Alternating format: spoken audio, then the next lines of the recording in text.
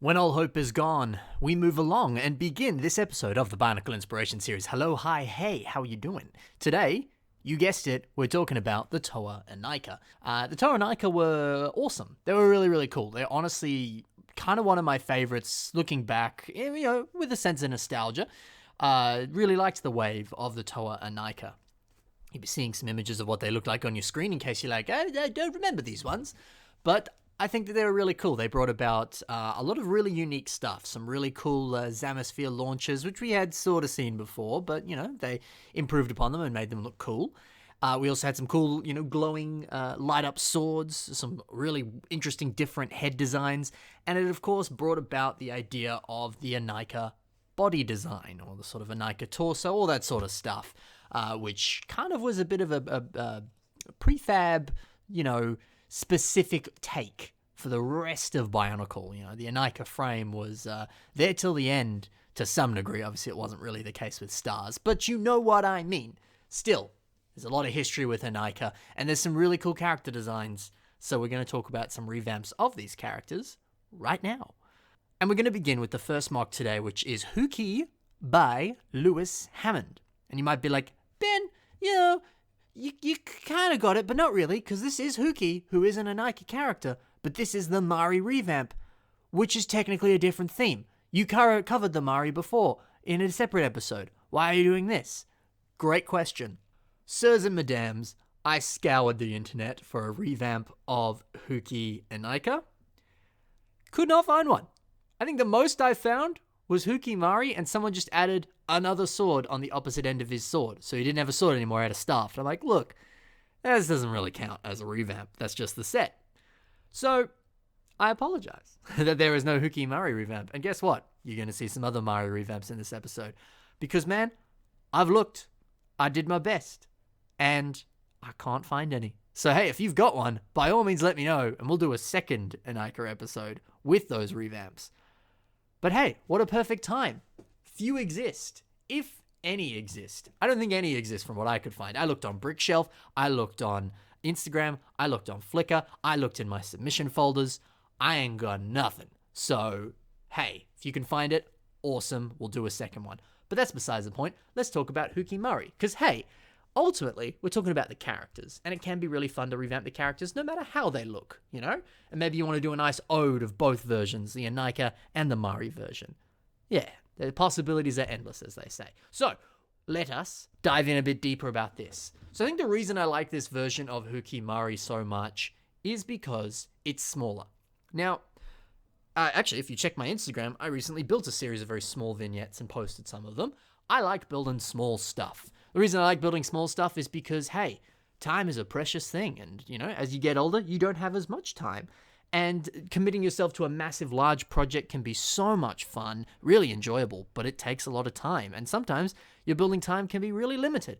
But if you build something small, you can actually accomplish something in a really small period of time. And so, hey, you could be, working on your uni work, you could be doing some homework, you could be doing your part-time job, whatever.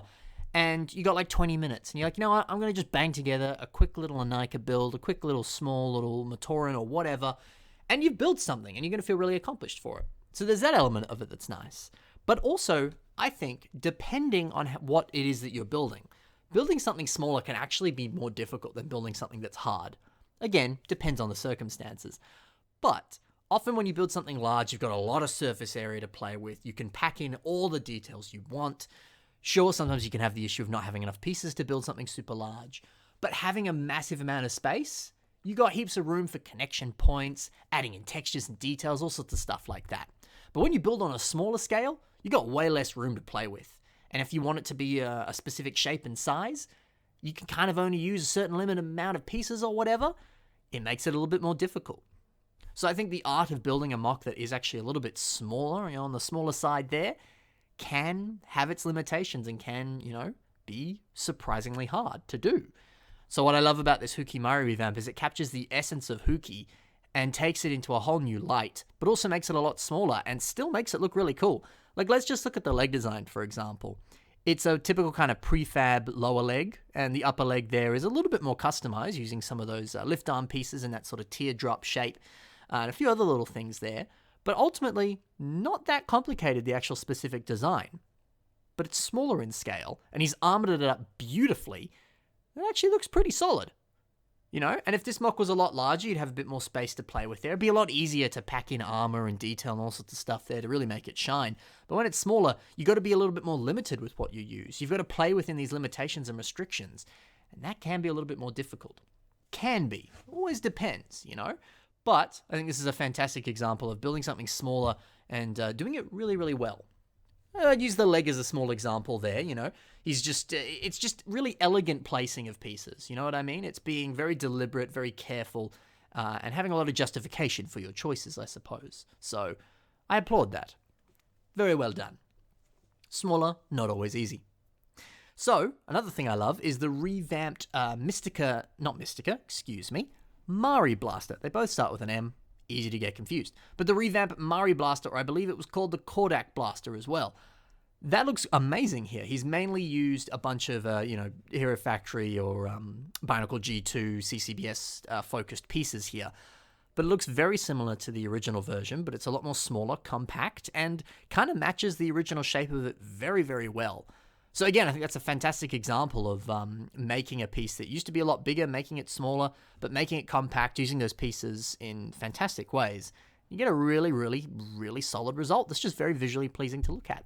I like that a lot. Really, really cool. Another thing that's really cool, it's very subtle detail. Taking a look at the face here.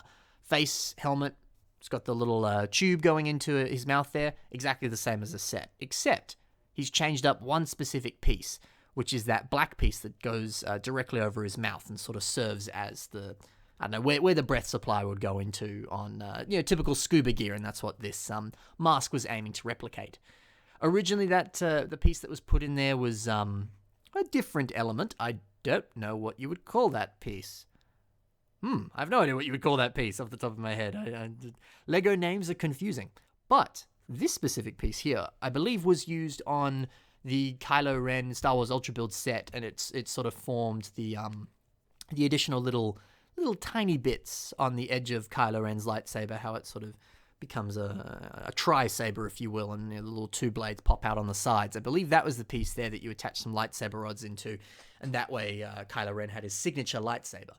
That piece being used there for the sort of scuba mouth bit looks really accurate to how sort of scuba gear actually looks, and I think is a fantastic little addition. And I think that sort of sums up a lot of the reason I do like this revamp, is that Lewis here has perfectly combined CCBS elements, modern day pieces, with the old unique style that the Inika builds, or rather the Mahri builds here had.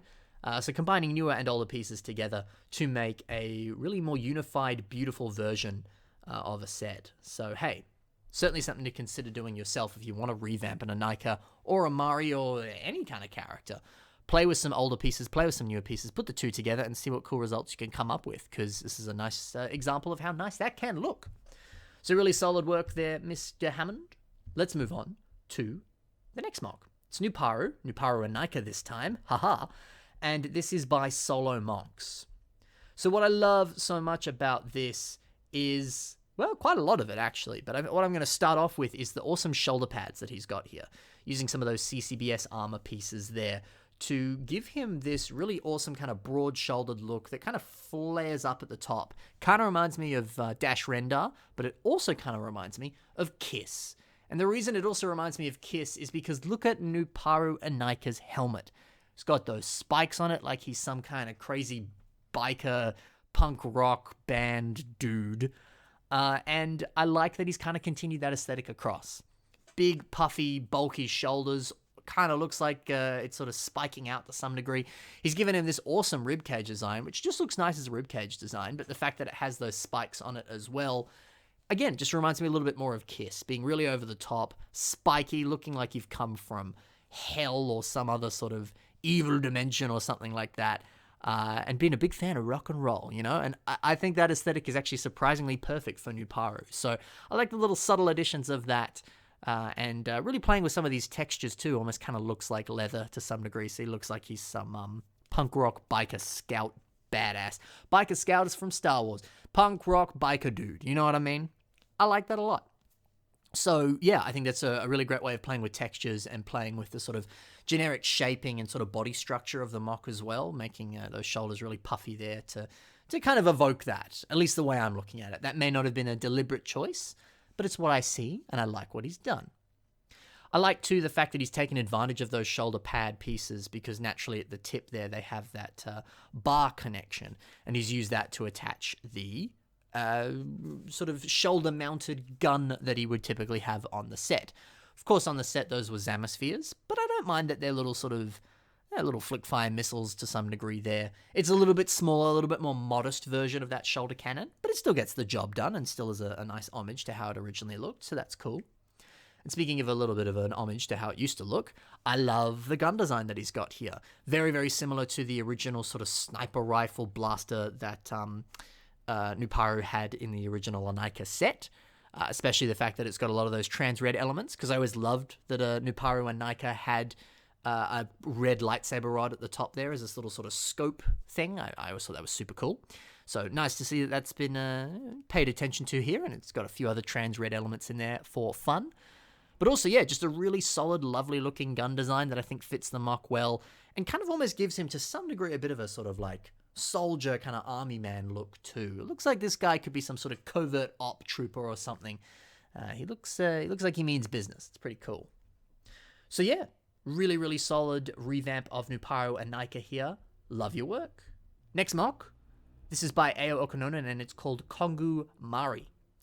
So there actually was a Kongu Mahri revamp, or Kongu Inika revamp that I could have talked about, but I've already spoken about it in a past episode, which was a little annoying, because there was one, and I found it, but it didn't work. I believe it was by Ron Folkers.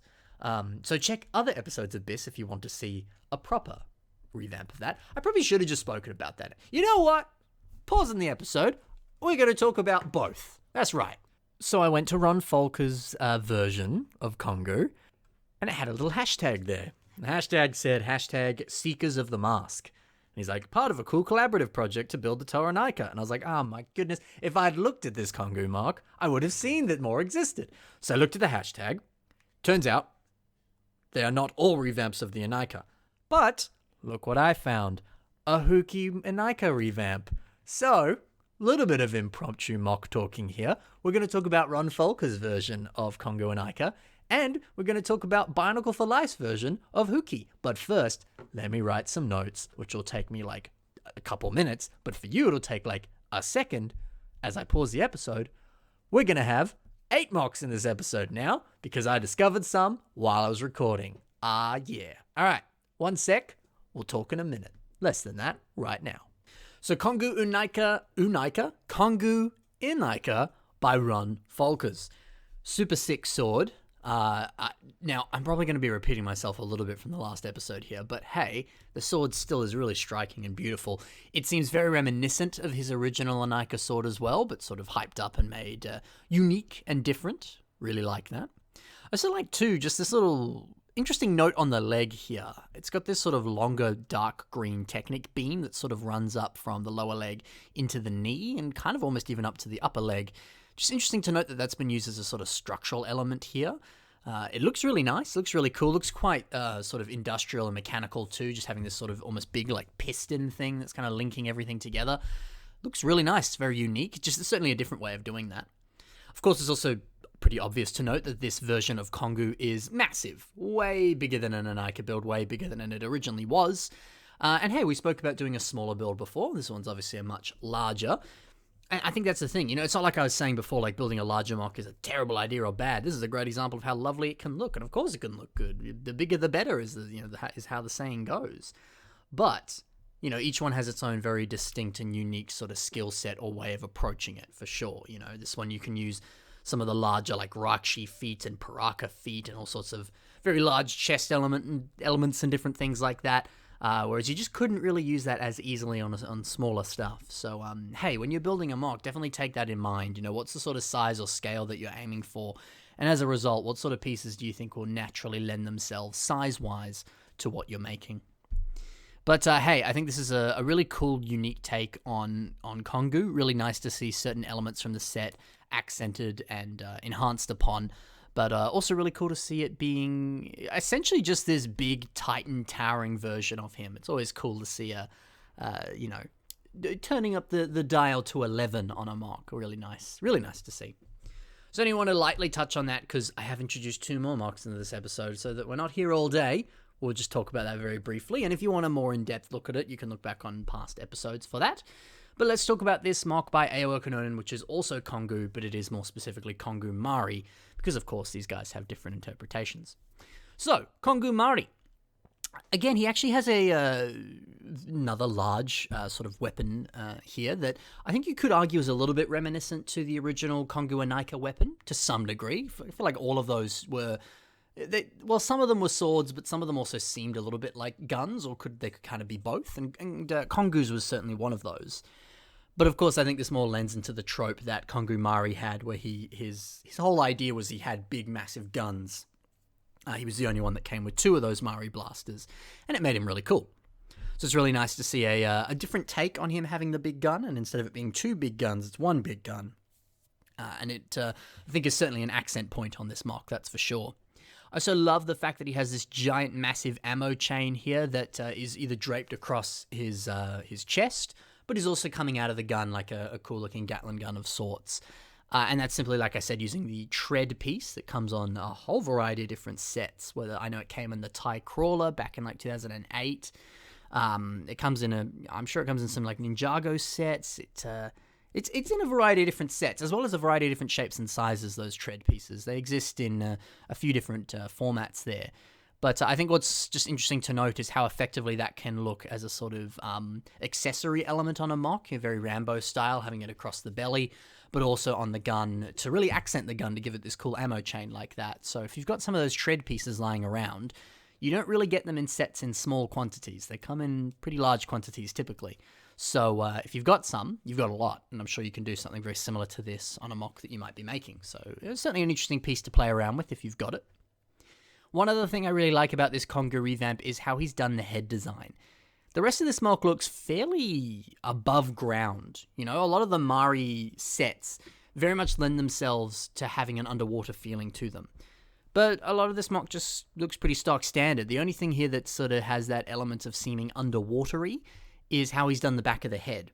He's kind of localized all these tubes to kind of flow into the sides of his mouth, and he's got this quite large sort of tank-like thing on the back there. I love the idea that he's kind of just wearing this this helmet that has the breath supply in it, just some sort of breathing mask of sorts.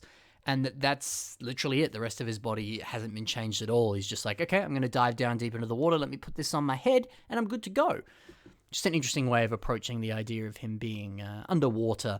And again, still a bit of an ode to the original set, because the original one did have a fairly similar thing, but it was a little bit smaller. So I like that he's really amped it up and made it a bit bigger here. It looks really good. Really, really good. Okay, so that's it for both versions of Kongu. We'll now talk about that Huki Inika revamp that I stumbled across as I was midway through recording, and then we'll continue with our regular scheduled programming. Okay, so this is a Huki Mahri My Own version, or MOV, as it is also referred to as. This is a part of that secret Seekers of the Mask little collaboration project that these guys did together, and this is built by Bionicle for Life. So immediately what grabs me about this, Huki Inika had this really cool weapon that did have some sort of axe-like elements to it. Say that 5 times fast. That's not an easy phrase to say. So I like that he's kind of continued that across here by essentially just redoing his actual weapon, but really accenting the axe elements on it. It looks really cool. I like the little laser addition there. Again, a bit of a callback to the original weapon. But it also kind of reminds me of the Execution Troopers weapons from Star Wars The Last Jedi. So I like the idea that it has an actual axe, but also has a laser element to it that, it's a multi-purpose weapon here. It's really cool. Just nice sort of character design, that's for sure.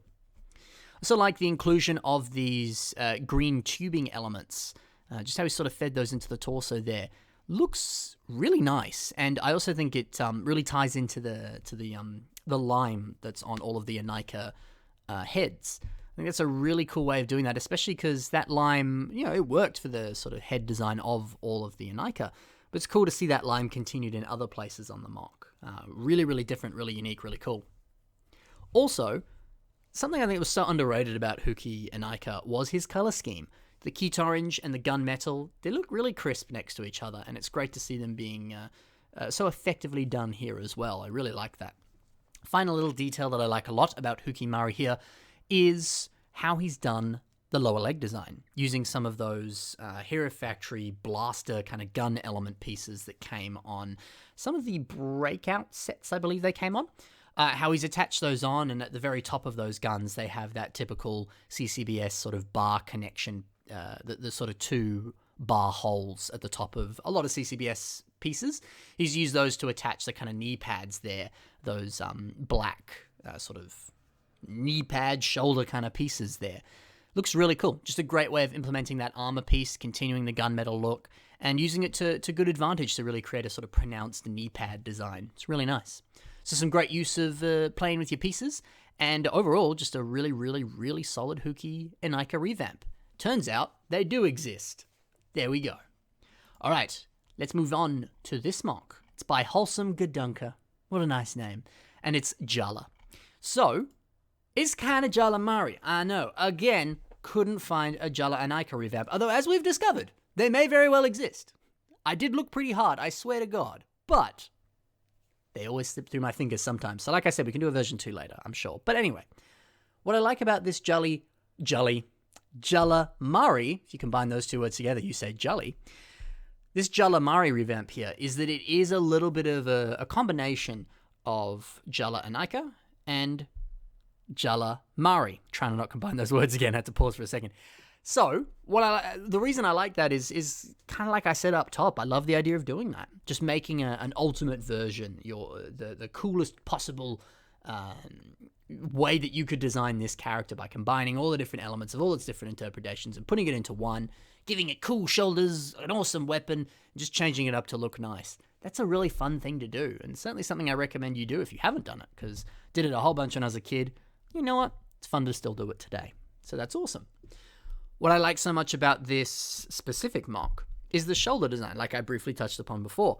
The fact that they kind of flare up to some degree kind of reminds me of fire, just the way that fire sort of naturally looks if it's, drawn in a cartoon, or just how, flames sort of lick up and stuff like that. Just his shoulders kind of sort of remind me of that.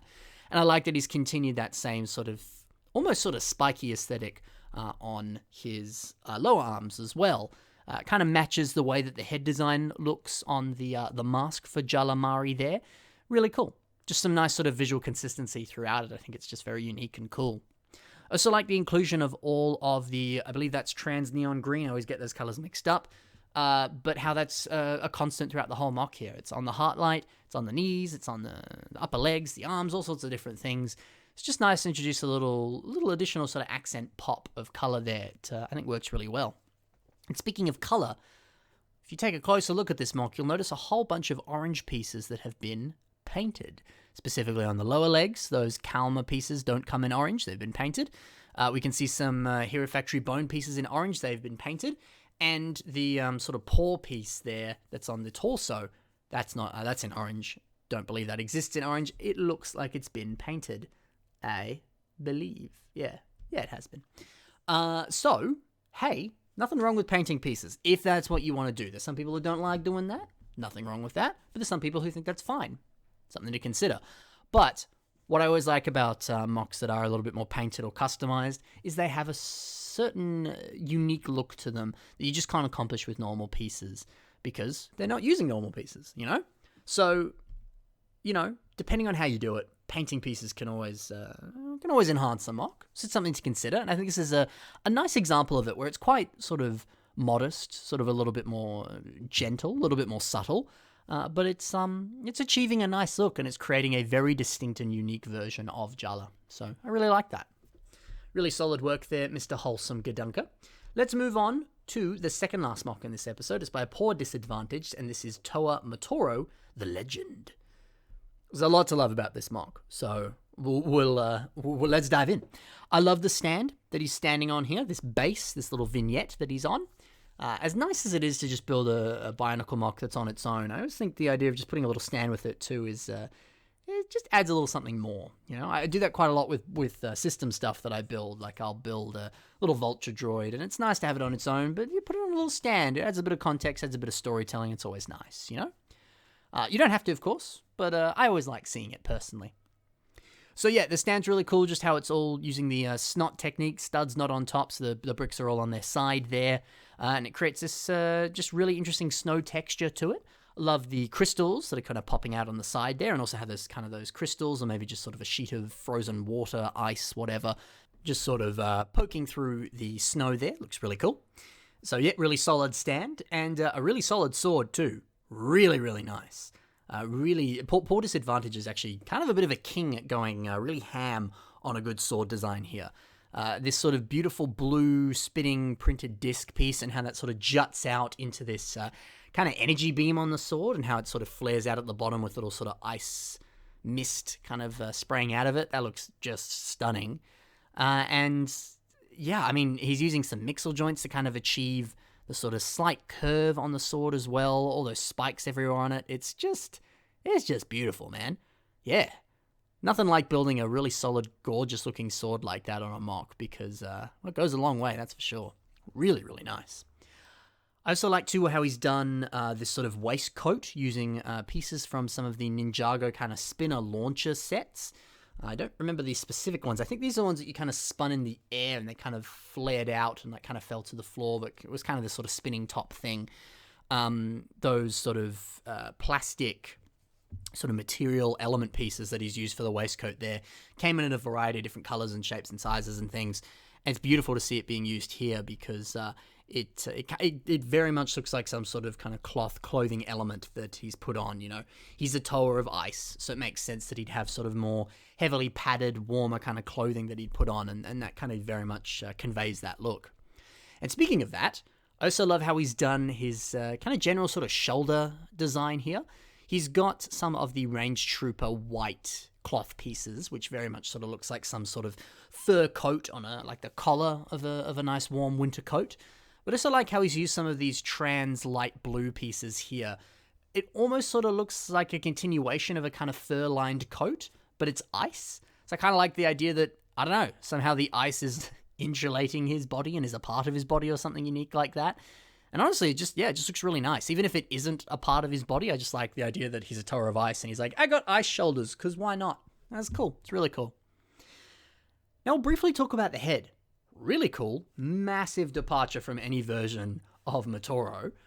It almost looks a little bit more sinister and evil. I could almost see this passing as like an evil version of Matoro, you know? I think the big reasons for that being the grill plate, or grill tile, I suppose you'd call it. That's on the front of his face there, kind of resembles like a skull. The eyes kind of have this more natural sort of evil, sort of sinister, kind of claw-like look to them. And of course, he's got a whole bunch of different clawy, spiky things on the top of his head, which, you know, naturally would lend itself to looking a little bit more sinister and evil. But you know what? It still looks really cool, and it complements the rest of this mock quite beautifully, I think. So really, really solid head design, just very different from Matoro. And nothing wrong with that. This is poor disadvantaged this is poor disadvantaged own version of Matoro here. So you can do whatever he wants. You can do whatever he wants. And I like what he's done. Looks really cool. Really, really cool, actually. So solid work, good sir. Let's move on to another mock, which is by My Snail Eats Pizza. And this is called Hahli Inika, of course. Now, full disclosure, I did actually have a Hahli Mahri mock here, but I changed it when I discovered the Seekers of the Mask thing. So this was another one that I had to change up last minute here. But I'm not going to show you that other Hahli Mahri mock because, hey, we'll have another episode where I can show her later. But for now, you can see this one. There we go. So this is like, did I say this is I said this, but yeah, you know who made this. You know who made this. And if you don't know who made this, check the links in the description below. And you can see the links to their stuff. And you can check out some of the other things they've built. Plugging. Anyway, this is a Hahli Mahri revamp. And I'm going to straight up talk about the weapons first, because she has a really, really cool staff. I love how it kind of comes to a point at the end there with the trans neon green little orb thing, and just all of those black spike pieces. Just the way that looks, it's beautiful. Looks like some ornate finishing that you might find on some sort of gothic architecture or something. It's a really solid, beautiful looking weapon. But there's another. As Yoda once said, no, there's another. It is a really, really cool bow and arrow. Looks amazing. Looks really cool. I love the kind of curvature of the front of it, and the fact that it actually fires a Zamasphere. It's honestly genius. I love I love that. Just taking a nice little ode to the original Hahli Inika and really changing it up drastically, giving her an entirely new weapon that just looks so fitting to the mock and is so unique and so different and so cool, really. I love, too, the wing design that he's given her, the fact that the color scheme of it kind of also ties back to the lime underneath the mask that every Inika set had, but also the fact that she has wings and how that ties into Hahli Mahri, how she also had wings in the sets there. It's nice to see wings on the Inika version in this really, really cool revamp. It's also nice to see some of the white a little bit more accented, because I believe the old Hahli Mahri pieces naturally had that kind of marbled white and dark blue to them. So it's nice to see that brought out even more on this quite nice revamp, actually. So yeah, really, really solid. Again, a nice little ode to combining all these different versions of Hahli and putting them together into one glorified, really, really solid version. Really, really love what you've done here, my Snail Eats Pizza. Solid work. All right, so that's it for this episode of the Bionicle Inspiration Series. We covered a little more than we expected, but we did it. That's the Toa Inika for you today. Hopefully you enjoyed. If you did, like I said, links in the description to everyone's mocks that were featured in today's episode. You can see the other stuff they've done. And if you liked what they did, be sure to leave a comment on their stuff, because I'm sure they'd love to hear your thoughts. Additionally, there are links in the description to some of my own social media, so you can check that out if you're interested. You can see some of the other stuff that I've got going on over there, some of the mocks I've been making of late. That'll be posted over there. You can check that out. And additionally, if you liked what you saw in this episode and you want your own stuff in this episode, you can submit your mocks through the submission email. It's currently on your screen right now. It's also in the description if you want to copy and paste that. Put that email into an email, whatever email you got, and attach some pictures of whatever you've made, or send me over a link, whatever. And if you want to put a description in there, you can, of course, whether that's, your name, the name of the mock, or the backstory of the mock, or you don't want to put anything at all and you just want to send me the pictures, that's okay too. You can do whatever works. And then you've submitted your mock. Once you send the email, of course. And then I'll add it to the list, and one day it'll appear on the show. Yay! So stay tuned for your mock to come soon, because it very well could. All right. Thank you very much for listening. Hopefully you enjoyed. That's it for this episode of the Bionicle Inspiration Series. Thanks, and bye-bye.